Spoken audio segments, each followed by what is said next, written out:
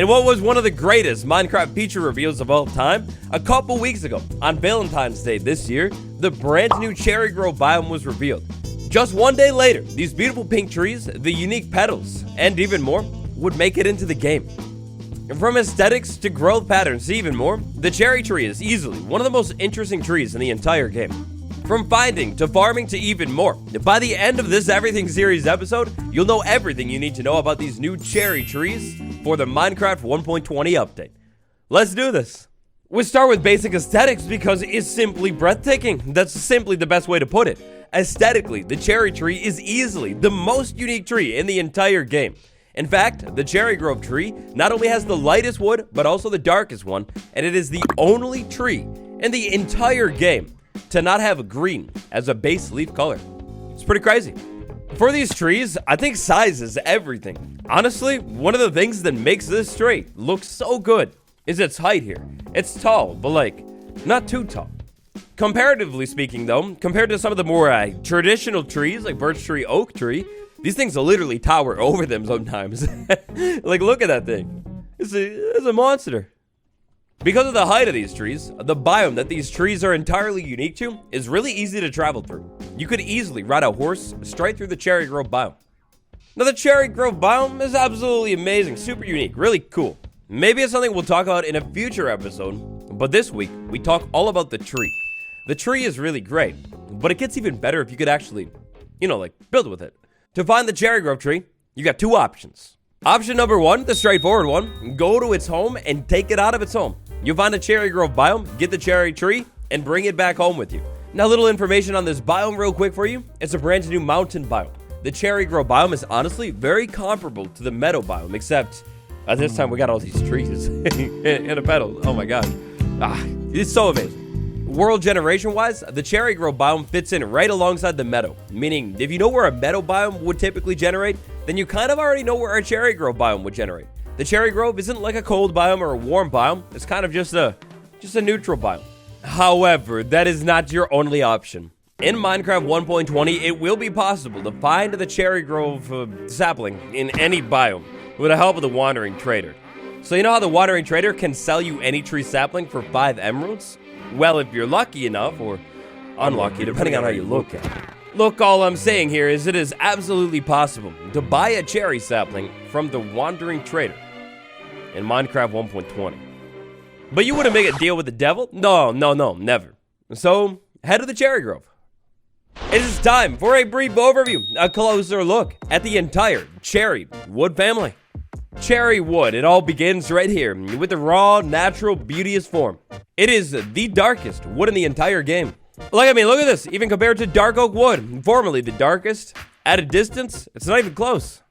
Not just like with any other wood type in the game, you take 4 of these things, throw it inside of the crafting grid, and you'll end up with cherry wood, the solid log version of this block. It looks really, really good. The texture, it almost looks like soft. Now, we can go ahead and level that up a little bit by stripping that block, and you get this beautiful pink tone. Now, this pink tone is way more intense and pink than the actual cherry plank itself. The duality of Minecraft wood. Cherry logs are by far the darkest log in the game, but cherry planks are by far the softest and lightest plank in the entire game. Compared to, say, birch planks right here, this thing has way more white in it than the birch plank does. Of course, as you would expect, you've got slabs and staircases as well. You also have this beautiful fence with a brand new wood sound. Yeah, it sounds really, really good.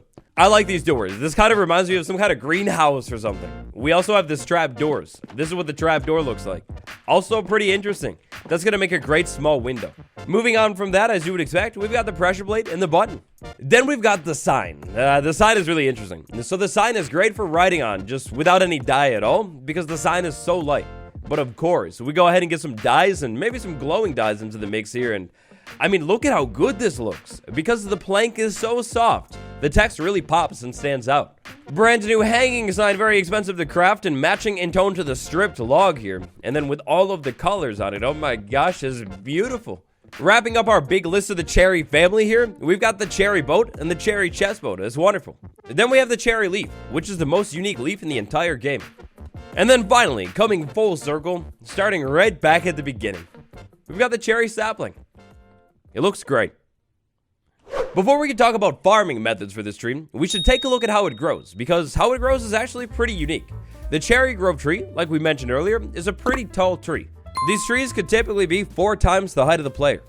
From all of my testing with the cherry grove tree and how it grows, when it does grow, it seems to pick an axis at random and grow branches on that axis. For this tree, it picked this axis going back and forth, but it won't always. And sometimes we'll only get one branch. The cherry trees that you'll find naturally in the grove biome and the cherry trees that you bone meal back at your base, they can be the exact same shape. Now, when you're planning on growing this thing back over your base, you've got a growth radius. This growth radius needs to be completely free of other blocks, other than leaves and wood. They don't count. The growth radius is going to be 5 blocks out, even with the sapling, in every direction, continuing 10 blocks above this thing. That means if I had something like stone sitting over here, it wouldn't work. The process would fail. When it comes to options that you can grow this thing on, it's going to be the same as every other wood type in the game. You can grow cherry trees on farmland, on normal dirt, coarse dirt, rooted dirt, podzol, mycelium, grass, moss block, rooted mud, and plain old mud. Next up, we'll go ahead and bone meal some cherry trees to show you that usually it doesn't seem to take very much bone meal to grow these things at all. From all of my testing with growing these trees, chopping them down, everything like that, it seems like typically you can expect to get something like about 20 logs from every single cherry tree. Of course, sometimes you'll have a little bit more, and sometimes you'll have a little bit less. When we grow more of these trees, though, you can really see this whole axis thing that I was talking about. The branches, as you can see here, are always going to be on the same axis, and obviously, as you can see here too, sometimes we will only have one branch coming off of these cherry trees. Cherry wood and how it generates inside of these trees is kind of predictable. Typically, it'll start with a trunk, it'll go up and go over to wherever the leaves are, and then inside of those leaves, it'll extend like 1 or 2 blocks. Sometimes it'll turn a little bit, but more often than not, it seems to just basically go straight up and end.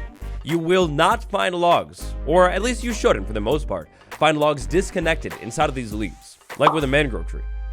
Let's talk a little bit more about the leaves, because they're actually pretty interesting.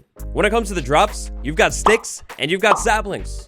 When it comes to that specific sapling drop rate with these leaves, we're looking at the exact same drop rate as the oak leaf.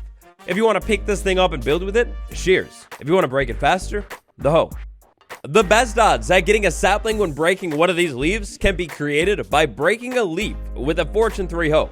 You'll have a 10% chance at getting a sapling. From my experience farming these things, because of this common sapling drop rate, every single time you should be guaranteed at least one sapling to regrow the tree, but more often than not, you'll end up with more saplings than you started. Always beautiful. You probably noticed what's going on here. The leaf is not only unique because of that beautiful pink tone, it's also unique because of the particle effect that comes from these things. As of right now, this is the only leaf block in the entire game that actually produces particles as well. By adding some spore blossoms into the mix over here, we'll get a whole mess of green and pink particles. It actually creates an amazing vibe.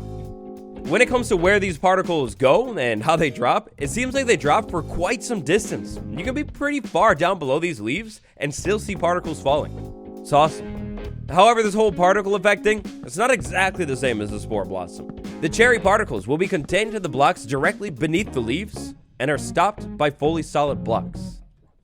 But it's still so amazing. I really hope that the devs take this concept and maybe expand it to some of the other leaves. I could see this fitting really, really well in the birch forest as well.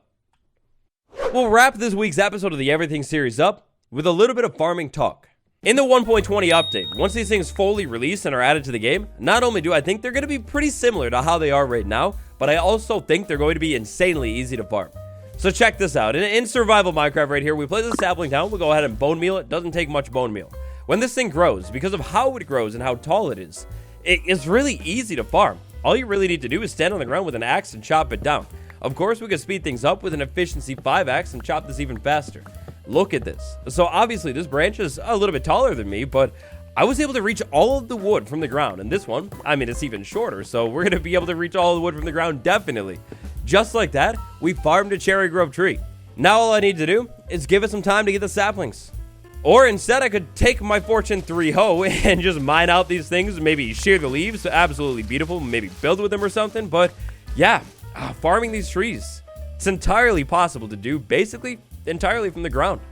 Now, item collection systems, so they're totally up to you. Depending on how you want to set things up, you could do some kind of hopper minecart line running underneath some kind of farm. Or, one of my favorite ones, because it's so easy, is a water collection system. You would dump water down after you chop the tree down and push the saplings to a hopper. If we go ahead and duplicate that process, grow a couple more trees, we'll find out that really it wasn't just a fluke. For the most part, you'll be able to reach most of the wood blocks inside of these leaves from the ground, but of course, it will not always work. When it doesn't always work, I highly recommend something simple like scaffolding. If you have a couple pieces of scaffolding on hand when farming these trees, you could easily reach everything. One of the unfortunate things about growing these trees is the fact that there is no way to get the wood faster or anything. You won't really get the most amount of wood from one single tree here. You're gonna have to farm a lot of these things if you want to build with a lot of this wood. One more tree for the heck of it though for this cause, and again, you will see that this thing is entirely reachable from the ground, and the wood, it's so easy to find. It basically always connects. I was so excited for them, but then I ended up just always forgetting about them. But of course, another collection system option that you've got is an alll. You could have an alll with a cherry sapling around here. The thing will fly around and pick up a bunch of the saplings and then come and throw them over to a note block. Hook it up to some hoppers and it's perfect. It's the best collection ever. And I'm sure there is some sort of automatic machine you could totally set up as well, but honestly, these trees are so easy to farm. There's really not much to it. Yeah, that's amazing. I love what Mojang did with this tree, and personally, I really wish that we could take some inspiration from what happened with this tree and maybe spread it over to some of the other trees in the game, like the birch tree and that old oak tree. I feel like it's time to finally update them. And anyways, cherry tree and the brand new cherry wood set being added to Minecraft in the 1.20 update. That's everything to know. Now, if by chance they do end up changing this stuff by the full release of 1.20, you're going to want to check that pinned comment down below the video for more information or even an updated guide. I want to send a big thank you to my patrons, Archangel, Ground Crazy May, Hush Sound 34, and Medical Boomstick. You're the best. Thank you all so much for watching. If you haven't yet, like and subscribe and leave a comment. Helps out big time. Next up, I highly recommend either the armor trim episode of this series or the archaeology mini episode of this series. Check them out, and I'll see you tomorrow. Goodbye.